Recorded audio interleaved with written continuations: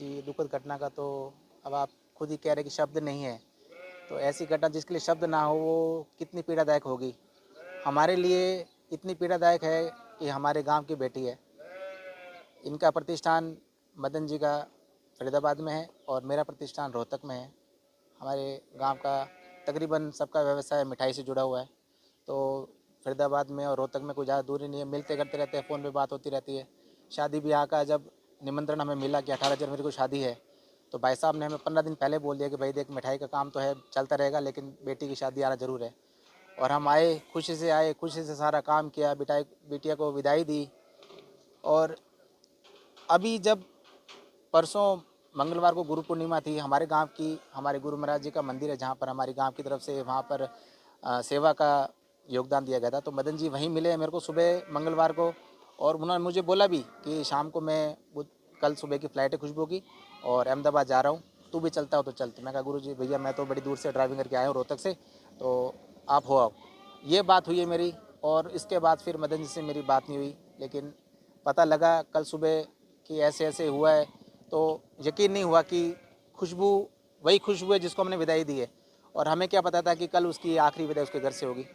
तो ये जो पीड़ा है हमारे ऊपर इतनी बीत रही है, तो भगवान से यही प्रार्थना करते हैं कि उस पिता को हिम्मत दे जिसने उसको पाल पोस के इतना बड़ा किया, 22 साल तक उसको घर में पढ़ाया लिखाया, इस सक्षम बनाया कि आज वो अकेले लंदन जा रही थी। इतनी खुशी हमें थी और वो 30 सेकंड में वही खुशियाँ गम में बदल गई। पिताजी और दादा कितनी हिम्मत करके बैठे हैं, क्योंकि घटना बहुत हृदय विदारक है। परमात्मा ने ही शक्ति दे रखी है। देखिए जी, जो ये कालग्रास बन के आया ये कल का बुधवार गुरुवार, और उसके बाद जब ये खबर पता लगी तो पिताजी तो अभी ऑन द वे वापस आ रहे थे, बालोतरा का वापस आ रहे थे, दादाजी यहीं थे। उनको तो शब्द बिल्कुल निशब्द हो गए, वो एक तरह से जिंदा लाश की तरह हो गए। क्या वो क्या बोले, जिस बिटिया को उन्होंने कल भेजा है आज उसकी मौत की खबर आ गई है, 24 घंटे भी नहीं हुए। वो जो विदाई वाला वीडियो था, किसी ने सोचा था कि आखिरी विदाई का वीडियो होगा? कौन सोच सकता है, अगर किसी को ऐसे भविष्य का पता हो कि भविष्य में ये होना है तो इस सब अमर हो जाए कि हमारे साथ ये होने वाला है। अब काल जब ग्रास बन के आता है तो इसका किसी को ना, तो अगर संचेत कुछ संकेत भी मिल जाए तो कौन ऐसे चाहेगा कि ऐसी इस तरह घटना हो। यही वो स्कूल थी जहाँ पे? हाँ यही स्कूल है, इस स्कूल में पढ़ी थी। मैं भी स्कूल में एक दो जब फर्स्ट से लेकर सेकंड तो मैं भी यहाँ पढ़ा था, फिर मैं बाहर चला गया, परिवार का काम था तो वहीं चले गए। लेकिन बिटिया हमारी ये राजकीय प्राथमिक विद्यालय है, बच्चे हमारी घर के बच्चे हैं सब यहीं पढ़ती है, यहीं पढ़ी वो 5वीं तक, फिर आगे कल्याणपुर है वहाँ तक उसने 12वीं करी। उसके बाद जोधपुर से उसने अपनी ग्रेजुएशन कंप्लीट करी।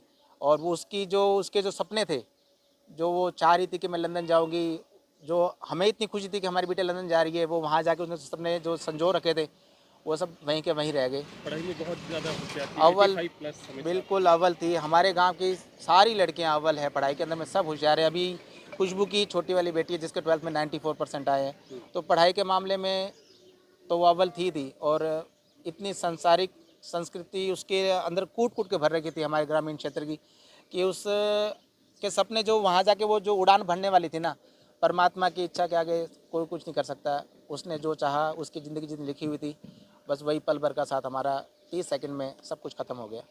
इसके बारे में अब कुछ कहना, कितना दर्द हम व्यक्त कर सकते हैं। पीड़ा हमारे अंदर है लेकिन व्यक्त कैसे करें, हम तो उनको देख रहे हैं कि अब वो माँ बाप उस चीज़ को कैसे देखेंगे।